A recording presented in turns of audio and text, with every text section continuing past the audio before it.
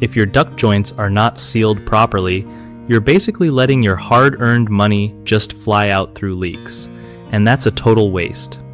So, here's the thing. Sealing your duct joints right can seriously boost how well your heating and cooling system works. Start by checking all the visible duct joints for gaps or cracks. Use mastic sealant because it's thick and sticky, perfect for filling in those gaps so no air slips out. If you're not into mastic, metal foil tape is also solid. Just don't use regular duct tape since it breaks down fast. When applying sealant or tape, make sure the ducts are clean and dry so it sticks better. Press the tape down firmly and smooth out any bubbles to avoid leaks.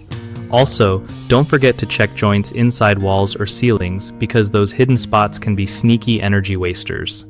Doing this can cut your energy bills and keep your place comfy without cranking up the thermostat. One of the biggest mistakes people make when dealing with duct joints is using regular duct tape instead of metal foil tape or mastic sealant. Plain duct tape peels off quickly and causes leaks. Another common issue is skipping the cleaning step before sealing, which means the sealant or tape won't stick properly, so you end up with leaks anyway. Lastly, some folks only seal the easy-to-see joints but ignore those hidden inside walls or crawl spaces where most leaks happen.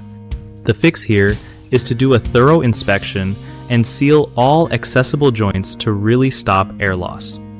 BigHomeProjects.com is awesome for hooking up homeowners with trustworthy local contractors who know their stuff and won't mess you around.